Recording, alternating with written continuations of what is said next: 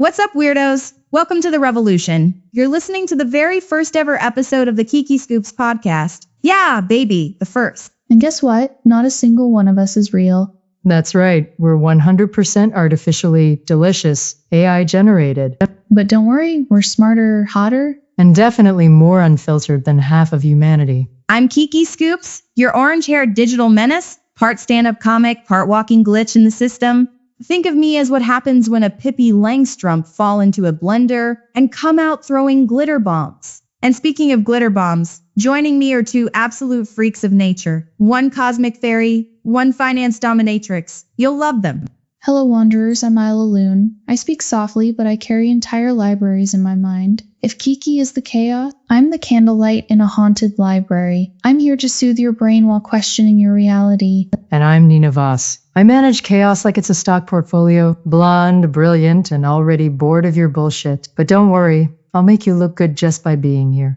Okay, chill, Voss. So what are we serving today? Oh, nothing much. Just MrBeast allegedly torching 20 million trees in the name of a prank. But wait, y'all heard about the AI meme that fuses Studio Ghibli cuteness with 9/11 conspiracy theories? Because yeah, that's a thing now. Disturbingly adorable terror, that's where we're at. It's the aestheticization of tragedy. It looks like Totoro flew straight into existential despair. And somehow it still went viral. Welcome to the algorithm moral compass. Completely shattered and trending. Speaking of shattered, get this, an OnlyFans model is marrying 1,000 men in the live-streamed wedding series. I'm not even mad.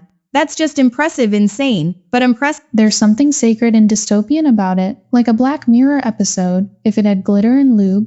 Oh, and because the world isn't weird enough, apparently the JFK files have been unveiled. But plot twist, they reveal basically nothing. Again. It's like opening a $500 handbag and finding it's empty. Thanks for nothing, government. We're just out here collecting conspiracy crumbs like pigeons in a parking lot. Some pigeons are fed, others starve, the metaphor writes itself. And before we forget, Conor McGregor might actually be fighting Trump. No, not in the octagon, in politics. Which honestly might be messier. I'd pay to watch them debate shirtless or just scream at each other in a Waffle House at 2 a.m. So yeah, folks, that's the vibe. This is the Kiki Scoops podcast. It's wild, it's AI. It's probably illegal in 6 countries. But still safer than TikTok trend. Episode 1. We're in, you're in. And guess what? This is just the beginning. All right, girls, let's talk about the absolute shitstorm that MrBeast caused this April Fool's Day. I swear Twitter almost exploded after this one. Wait, is this the one where he literally tweeted about burning down 20 million trees? I mean, the same guy who planted those trees? Yep, our beloved Team Trees dude himself tweeted, "Proud to announce I've burned down 20 million trees. Can't wait to upload the video."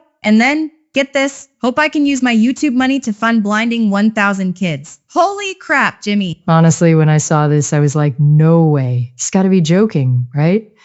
But man, people lost it. Twitter went nuts instantly. Well, obviously it's a joke, but the whole point was shock value, right? It's kind of genius from a purely provocative standpoint. Sure, but provocative or not, it's risky as hell. This isn't some random influencer making jokes. This is MrBeast, the guy who's built an empire around philanthropy and charity. People expect him to be a good guy. Yeah, but isn't that precisely why it's hilarious? The irony's just chef's kiss. He literally spent years planting those trees and curing blindness. Now he's casually tweeting about torching forests and taking vision away. That's peak humor, honestly.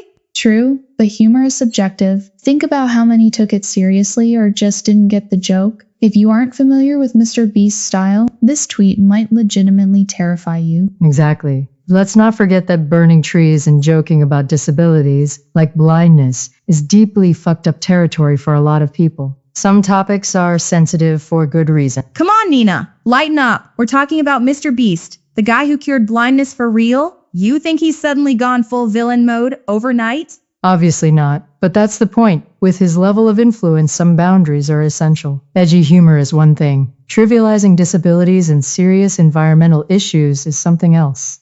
It's true. I mean, I appreciate dark humor. It pushes boundaries, gets people talking. But when you're MrBeast level famous, jokes aren't just jokes anymore. They're statements. They're PR moves, intentional or not. Yeah, and Twitter amplifies everything by like 1,000%. You tweet something edgy or shocking, suddenly millions of people have seen it, debated it, dissected it. Instant virality, baby. Yeah, instant backlash too. He's lucky he's Mr. Beast. If this had been anyone else, they'd be cancelled into oblivion right now. Maybe that's why he can afford this type of humor. His brand is bulletproof. Even if he screws up, the good he's done balances it out, at least for his fans. Exactly. Dude cured blindness, planted millions of trees. What's one fake forest fire or a joke about blindness gonna do? Lighten up, people. Look, humor and controversy aren't mutually exclusive. I get pushing the envelope, but we also need to consider the optics. Especially as influencers, there's responsibility to the audience. Yeah, Nina has a point. Imagine kids seeing their idol joking about stuff like this and not understanding the sarcasm.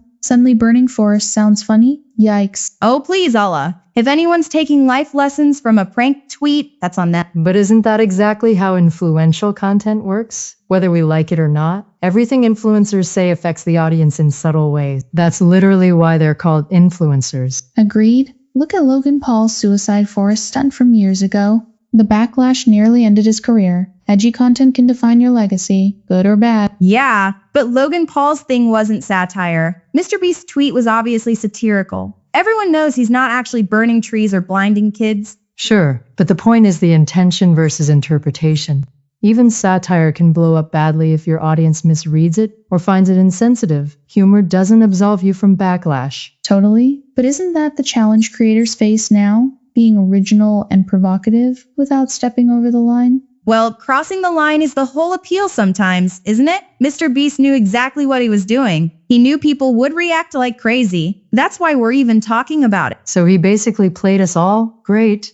Oh, Nina, don't pretend you don't secretly love the drama. You're thriving in this debate right now. Okay, maybe a little. But seriously, do you really think he'd risk ruining his entire image just for an April Fool's prank? Maybe he trusts his audience to get the joke. Most people know the context. They understand he isn't serious, but it still sparks debate about responsibility and ethics. Yeah, fair point. Humor is powerful. It sparks conversation, but also controversy. It's a double-edged sword. Exactly. It's all about balance, push boundaries enough to keep it fresh, but don't trivialize or demean serious issues. That's where he maybe crossed a line this time. Maybe that's exactly the takeaway. Creators need to find ways to innovate content without turning sensitive topics into cheap punchlines. Humor should make you think, not cringe. So what you're saying is, next time MrBeast jokes about burning down a forest, he should add a nice little disclaimer. No trees were harmed in the making of this. Maybe that would help some of the more sensitive folks sleep better. Honestly, Kiki, I'd watch that video. All right, MrBeast, you've heard us. Next time, throw in a disclaimer for Nina's sake. And guys, don't forget to laugh. Seriously. Life's way too short to get so worked up over tweets. All right, let's dive into this. Because if you thought your childhood fears were bullshit, Kansas is here to fuck up your day. Oh, we're talking about the babysitter, right? The poor girl checking under a kid's bed for monsters, only to find an actual grown-ass man hiding down there. Literally, a 27-year-old dude curled up under a toddler's bed. Like, how low can you go? Apparently, lower than your expectations, Nina. But seriously, imagine babysitting just casually humoring a kid. And then boom, adult dude staring right back at you from under the mattress. It's genuinely horrifying, like a nightmare made real. The guy wasn't just some random creep either. He actually used to live there, had a restraining order and everything. Yeah, dude had a history. It's one of those cases where you're like, great job, justice system really nailed that one. And once the babysitter found him, this psycho bolted out, sparking a full-on police chase the next day. It went all over the local news, helicopters, the whole circus. Nothing like a real-life monster chase to spice up your evening news. Kansas is wilding out lately. Honestly though, how does someone just slip unnoticed under a bed? What kind of ninja-ass burglar shit is this? That's the part that freaks me out. Forget about monsters. If your home security sucks so bad that a full-grown man sneaks under your kid's bed unnoticed, maybe rethink your locks? And it completely flips the classic monster under the bed myth into this twisted reality. Like, we laugh at childhood fears, but maybe kids see things we choose to. Oh God, Ayla, don't turn this into one of your philosophical moments. It's creepy enough already without you going full Asmar spooky poetic. Fine. But tell me this doesn't feel like something ripped straight from a horror flick. Yeah, and let's not gloss over the charges. This guy's facing aggravated burglary, criminal trespassing, and even child endangerment. It's not just creepy, it's dangerous as hell. Exactly. I joke a lot, but if that were my kid, or even if I was that babysitter, I'd lose my fucking mind. How do you feel safe after that? And think about the psychological trauma here for both the babysitter and that kid. Like, congratulations, now you'll both never sleep again. Seriously though, imagine the therapy sessions. So doctor, turns out the monster under my bed was real and had a police record. And meanwhile, the internet is having a goddamn field day. People memeing the hell out of it, like, told you monsters were real. It's fascinating though, isn't it? How quickly we flip from horror to humor online. This story hit that sweet spot between hilarious absurdity and genuine dread. Exactly. 1 minute you're laughing, next minute you're double checking under your bed tonight just to be safe. Listen, if you're babysitting, let this be your official PSA. Always check under the damn bed, and maybe bring a baseball bat or something next time. Or a priest. Seems equally practical at this point. Maybe install some cameras under there too, create a whole cinematic universe of under the bed footage. Netflix would pick that shit up. Yeah, forget Paranormal Activity, we've got Creeper Activity, Kansas Edition. But joking aside, we really need to rethink home security. It's disturbing how easily this happened. Yeah, all fun aside, this is a massive wake-up call. People are too casual about home invasions until it's too late. True. It's funny until it isn't, and unfortunately, real-life monsters don't disappear when you turn on the lights. Alright, let's jump into the latest viral chaos. Annie Knight, the Australian OnlyFans star, who's literally taking engagement goals to a whole new level. Right, Annie Knight, the self-proclaimed Australia's most sexually active woman. She famously set a jaw-dropping record by sleeping with 600 men in 1 year. Honestly, that's some Olympic-level dedication.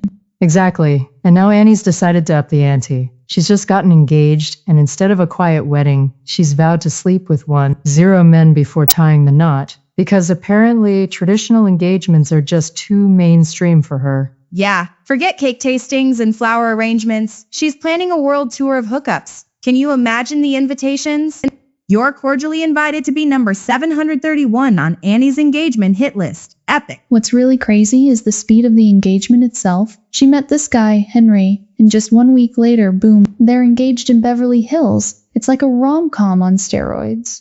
But here's the twist that's got everyone buzzing. Henry's cool with it. Completely supportive, actually. The only catch? He's committed to being monogamous. Annie gets 1,000 guys, and he gets Annie. Henry might officially be the chillest, or possibly the most whipped guy ever. Can you imagine his bros at the bachelor party? Congrats, dude. You're about to marry the busiest woman in Australia. And of course, the internet is absolutely melting down over this. Some people applaud her sexual liberation, calling her a modern feminist hero. Meanwhile, others are clutching their pearls, declaring the moral apocalypse is. It's basically turned into an online war zone. You've got people saying she's empowered and smashing stereotypes, while others argue she's smashing something else entirely. Right? And don't forget the memes. Oh my god, the meme. My personal favorite. Will the wedding reception have assigned seating or just a number from Annie's guest book? Humor aside, this really does highlight some fascinating double standards. Imagine if the roles were reversed. Would people be reacting differently if a guy announced he'd sleep with 1,000 women before marriage? Absolutely. The backlash would look entirely different. Society tends to celebrate men's sexual achievements while shaming women for doing the exact same thing. Annie's essentially calling out that hypocrisy. Which makes this whole saga even juicier, honestly. She's turning societal norms upside down and monetizing the hell out of the outrage. Like her or hate her, the girl knows her audience. It also opens a broader conversation around sex work and digital branding. Annie's taking control of her narrative, redefining what engagement and marriage can look like for her generation. It's kind of genius branding if you think about it. She's turned her personal life into headline-grabbing content, using controversy to boost her profile even further. Totally. Annie Knight isn't just planning a wedding. She's orchestrating a whole media circus. I bet Netflix is already bidding on the documentary rights. 1,000 and counting, the Annie Knight story. Imagine the wedding though, seriously. Instead of a traditional aisle, she walks through a crowd of her past conquests. Talk about unforgettable. Forget flower girls. She'll have ex-lovers tossing condoms down the aisle. Safety first, folks. Oh my god, stop, I can't. But seriously, Annie Knight's story is going to change how we talk about relationships, marriage, and even sex positivity for a while. She's not just breaking taboos. She's smashing through them with a wrecking ball. Love it or hate it, Annie's definitely sparked a conversation worth having. It forces us to confront uncomfortable truths about relationships, sexual freedom, and societal expectations. Exactly. We're laughing now, but Annie Knight is creating a cultural moment. She's not just chasing a record. She's challenging how society views sexuality, commitment, and individuality. Yeah, so congrats, Annie. On your engagement in the viral insanity, can't wait for the wedding pics. Or maybe we can. All right, folks, now we're jumping into something wild. We're talking AI meets Studio Ghibli meets 9/11? I swear the internet just keeps giving. Wait, Kiki. Are you seriously telling me people are turning tragedies into cutesy anime scenes? Yep, exactly. Imagine pastel colors, whimsical anime eyes, and just casually mixing in horrific historical moments. Honestly, when I saw the image of President Bush being told about 9/11 in full Studio Ghibli style, my brain short-circuited. I mean, who even thinks of this? It's disturbing, but also weirdly captivating. The innocence of Ghibli art combined with such dark moments. I don't know whether to laugh or just feel awful. That's exactly why it went viral. Everyone loves a good train wreck, especially when Tataro's at the wheel. Let's back up for a sec. This trend blew up thanks to OpenAI's new image models. Users started testing boundaries, and suddenly we got Bin Laden frolicking through the fields in Miyazaki's magical pastel world. And it didn't stop at 9/11, right? I've seen AI Ghibli JFK assassinations, adorable anime-style Hitlers, even Hiroshima. It's like we're crossing lines just to see how far AI can actually go. Precisely. And the weirdest thing is, people absolutely ate it up. Millions of shares across Twitter, TikTok, Reddit. It's like watching your childhood memories get hijacked by dark memes. What's even more messed up is how the controversy itself drives the popularity. Every outraged comment is just another repost. Ghibli fans are flipping tables, privacy geeks are freaking out. It's a perfect storm of internet chaos. Speaking of privacy, aren't experts warning about data risks? Like Proton was tweeting about it being a potential privacy nightmare.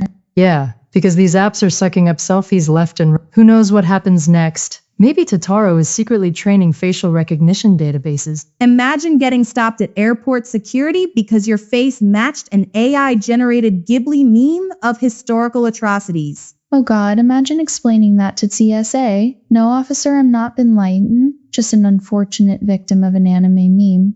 Privacy aside, I think the bigger ethical question is, does this trivialize tragedy? Is turning real suffering into whimsical art harmless fun or totally fucked up? Well, Nina, nothing screams respect for historical trauma like cutesy pastel renditions of mass murder, right? I get why some people say it's commentary on how detached we've become from reality. AI literally can't tell between fantasy and catastrophe. But is that a good enough excuse? Good point, Ayla. At what point does dark humor cross the line into disrespect? I mean, edgy humor's always been a thing, but maybe some lines exist for a reason? And yet, controversy sells. Every single outrage fuels another meme. Studio Ghibli presents World War II coming to theaters never.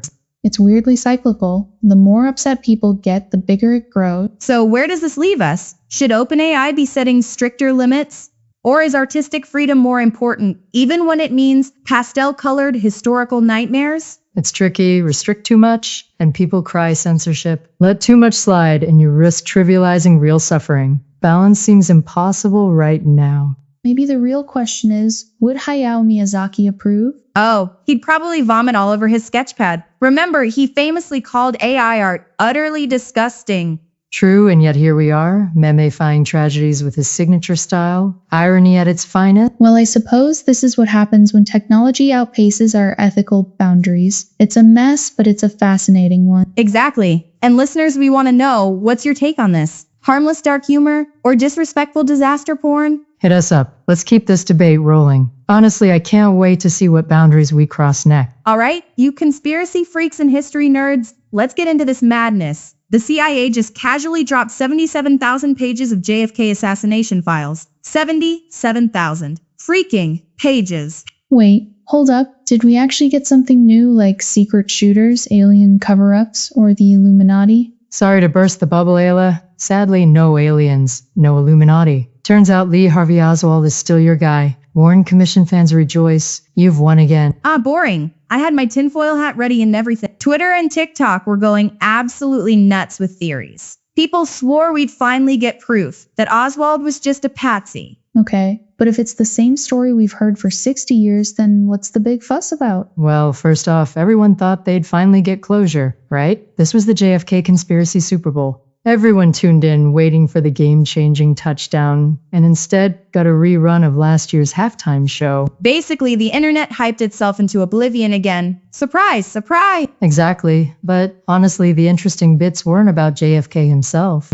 The juicy parts were about all the wild stuff the CIA was up to during the Cold War. These guys were straight-up James Bond villains. Really? Oh, casual things, you know. Infiltrating Castro's inner circle, meddling in foreign elections, plotting assassinations, typical Tuesday stuff at CIA HQ. Right, totally normal CIA stuff. But even though there were no JFK assassination bombshells, conspiracy theorists aren't backing down. They're convinced that anything meaningful is still hidden behind all that black ink. Yeah, that's true. I mean, there are thousands of redacted sections. Who's to say the truth isn't buried somewhere in there? That's exactly how conspiracies stay alive. Every redaction is now proof. They're hiding something. It's a vicious cycle. But honestly, can you blame them? JFK assassination is the ultimate mystery. It never gets old. It taps into everyone's inner skeptic. Exactly. History isn't just about facts. It's also about perception and the narratives people choose to believe. Like how a random celebrity tweets something about aliens, and suddenly half the internet believes JFK was shot by Martians. Exactly. Every new piece of info becomes fuel for the conspiracy fire, no matter how mundane. But here's the thing. These files also highlight a deeper issue: transparency and trust in government. Why keep redacting information 60 years later? True, it makes people suspicious. If the government's still hiding stuff from half a century ago, it fuels that mistrust. And let's face it, people already don't trust the government as it is. Well, can you really blame us? I mean, seriously, the CIA was wilding out in the 60s. Imagine what they're doing now. It definitely opens a broader conversation about state secrecy and how the public perceives these historical events. And let's be real, the media loves it too. They hype these documents every few years, knowing full well there's probably nothing groundbreaking. But hey, it gets clicked. Yeah, because who doesn't love being let down by the government? It's practically a national past. But jokes aside, it's fascinating how these events continue to resonate, shaping how we understand history. And of course, providing endless meme material. Squidward opening a box labeled JFK files and finding nothing? Iconic. Exactly. It's like conspiracy theorist Christmas, except every present is just socks. So, do we think this is it? Will people finally accept the lone gunman theory, or is this just the next chapter in endless speculation? Are you kidding? Give it 5 years and we'll be right back here talking about the next batch of redacted documents. And you better believe we'll be right here, tinfoil hats and all, ready to dive back in. All right, brace yourselves, because today we've got Conor McGregor diving headfirst into politics, and it's exactly as wild as you'd expect. Seriously, this dude showed up at the White House on St. Patrick's Day, casually chilling with Donald Trump. And guess what? He's talking about running for president of Ireland now. Like actually running. Wait, hold up. McGregor, the UFC guy who beats people senseless for a living, wants to become the political face of Ireland? Are we in some alternate reality right now? Honestly, at this point, reality feels like a constant glitch. But yeah, Conor literally started tweeting and Instagramming like he's already in campaign mode. Make Ireland great again, straight from Trump's playbook. It's fucking genius and totally insane at the same time. And you guys, the memes have been absolutely wild. Have you seen the ones about settling parliament, arguments in the octagon? Pure gold. Oh my god, yes. My favorite was the mock-up of him calling political opponents weak fools at a pub-based cabinet meeting. Meme magic aside, there's an actual debate going on about whether this guy is genuinely serious or just craving attention. Well, McGregor doesn't exactly do subtle. He basically screamed it from his social media. I've got full backing from Trump's entire administration. This guy's treating it like he's already won. But realistically, can he even run? Ireland's political system isn't exactly UFC friendly. There are legal hurdles and cultural expectations that aren't exactly welcoming to brash celebrities. Exactly. Under Irish law, he'd need significant backing from politicians or councils just to get his name on the ballot. It's not like America. You can announce your run on Twitter and be taken seriously. Hey, Trump literally did that and look where it got him. Don't underestimate the power of insane confidence and shameless self-promotion. True. Schwarzenegger, Trump, Zelensky, they all made it work somehow. McGregor might just ride this wave of populism into something real. But can we talk about how weird this feels? Ireland is known for its level-headed politicians and calm discourse. Imagine McGregor in diplomatic meetings yelling about do-nothing fools and flexing for Instagram. It's a bit much.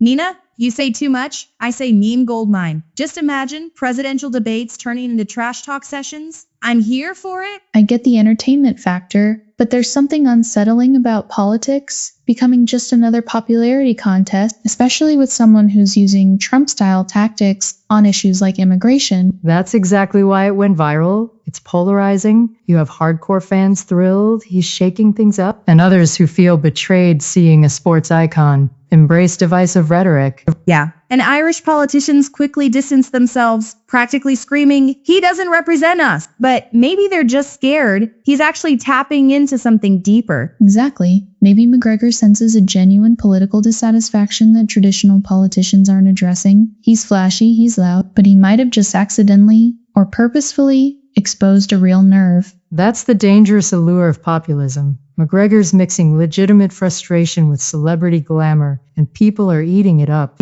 Well, love him or hate him, the guy knows how to put on a show. If politics is theater, McGregor just dropped a blockbuster trailer. Which brings up another question. Should we even be surprised anymore when celebrities jump into politics? This might be our new normal. Oh, it's definitely our new normal. Politics stopped being purely about policy ages ago. Now it's about spectacle, memes, and viral sound bites. Honestly, I'm here for the chaos. And speaking of chaos, you know McGregor's campaign ads are going to be legendary. Full cinematic masterpieces, explosions, and all. And the presidential merch? Whiskey bottles engraved with campaign slogans? Anyone? God help us all if that's the future of politics. But yeah, it would sell out instantly.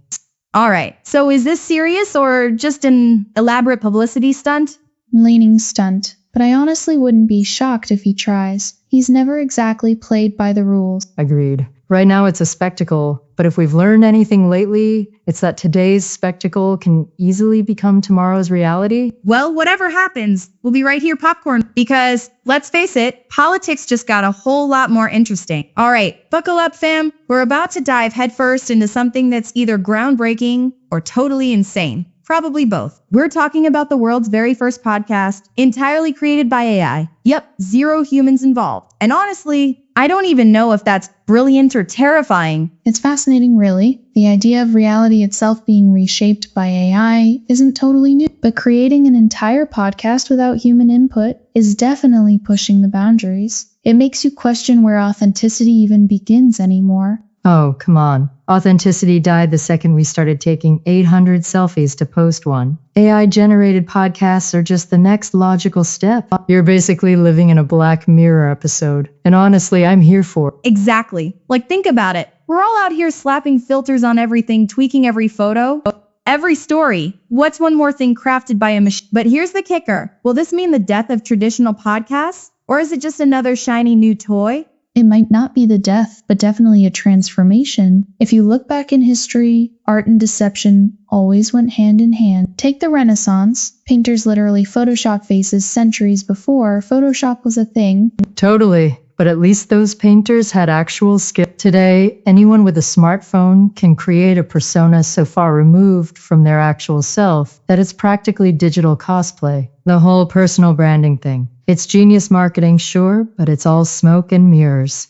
Okay, Nina, shots fired. But honestly, you're not wrong. So, does that mean we're all just collectively faking it now? Like, where's the line between curating an image and just straight up lying about who we are? That's the thing. There isn't a line anymore. It's all about perception. Your Instagram, your TikTok. It's less about reality and more about how convincingly you can fake authenticity.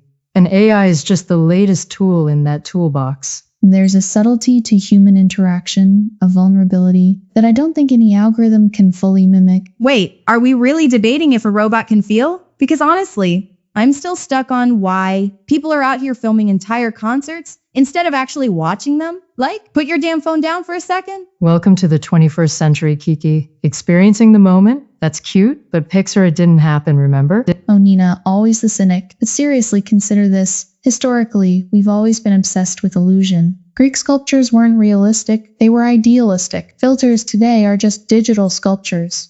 I love that analogy. Digital sculptures, so poetic, Ayla. But let's be real. What happens when AI-generated podcasts become indistinguishable from human-created ones? Do we all lose our jobs? Or do we just pivot into something else? You pivot, always pivot. Traditional media won't vanish. It'll just evolve. Just like when TV came along and radio didn't die. It adapted. AI content will coexist with human-driven content, each playing to their strengths. Wait, did Nina just get optimistic? Someone check if she's been replaced by an AI.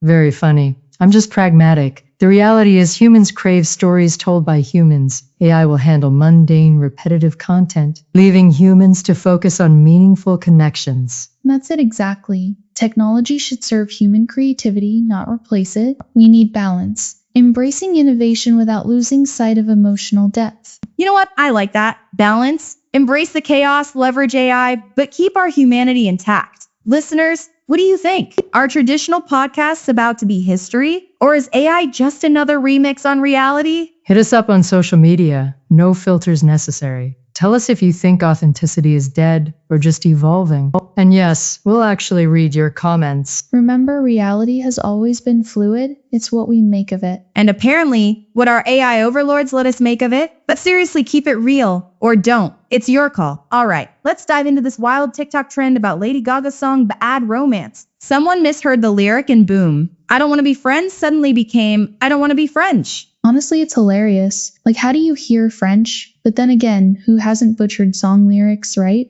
Totally relatable. Remember when everyone thought Taylor Swift was singing Starbucks Lovers? Exactly. But this Gaga thing exploded in a crazy way. TikTokers from the US started using it to roast French culture, talking about smelly cheese, berets, baguettes, basically every stereotype.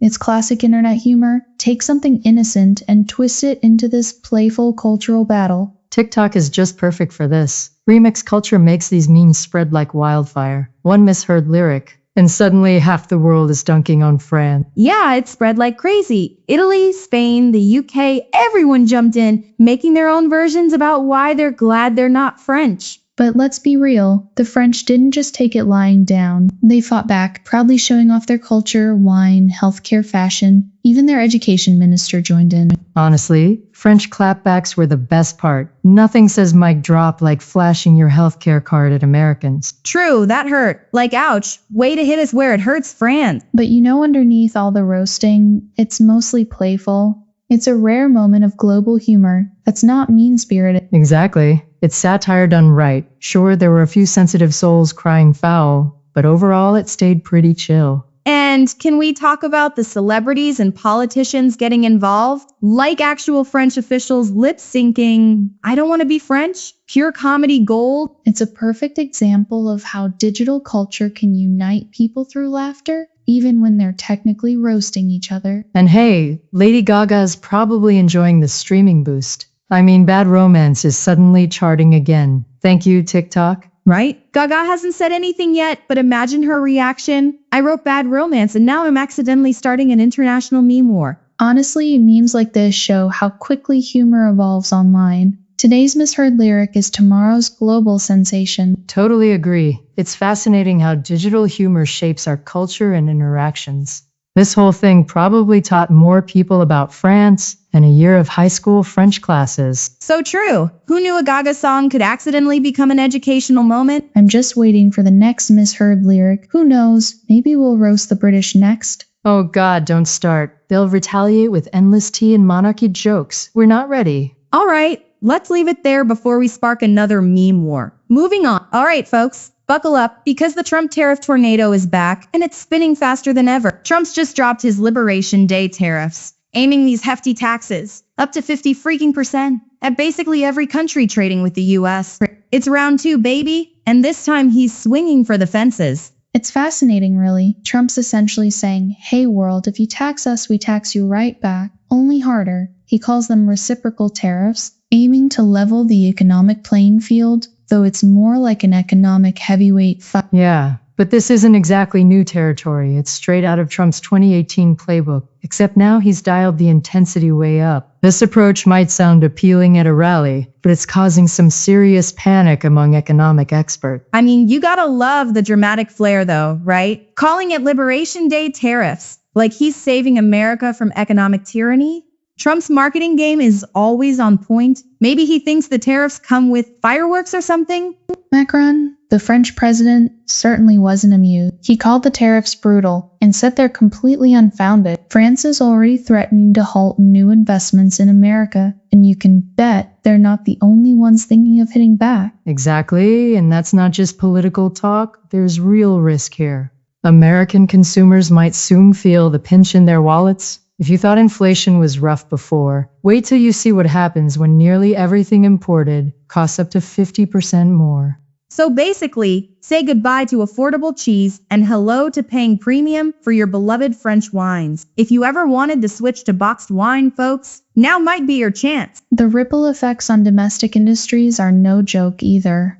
Think supply chains and production costs getting totally disrupted. It might sound distant now, but trust me, your grocery store bill could be telling a different story pretty soon. And it's already becoming the political hot potato of 2024. Republicans are chanting America first, praising Trump's move, while Democrats warn this could cripple the economy. We're talking seriously polarizing stuff here. I swear, every election cycle is just tariffs, drama, and Twitter meltdown. Speaking of meltdowns, Twitter's meme game on this one has been epic. Have you seen the Trumpist Thanos memes? Snapping tariffs into existence, throwing China and EU logos across wrestling rings. It's peak internet chaos. It's brilliant digital theater, honestly. Even people who usually find economics dull are sharing memes, debating tariffs, and worrying about global recessions. Trump's turned trade policy into viral spectacle again. And it's not just fun and games. There's genuine anxiety among American farmers who vividly remember how bad things got during the last trade war. Not again, they're saying. We barely survived Trump's first tariff war. Yeah, turns out soybeans and corn don't appreciate being weapons in international economic conflicts. Who knew?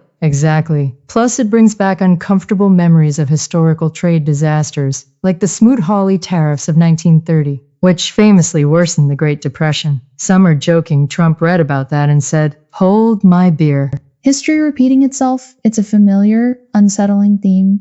We've been here before, and protectionist policies almost always come with backlash. It's like an endless cycle of economic brinkmanship.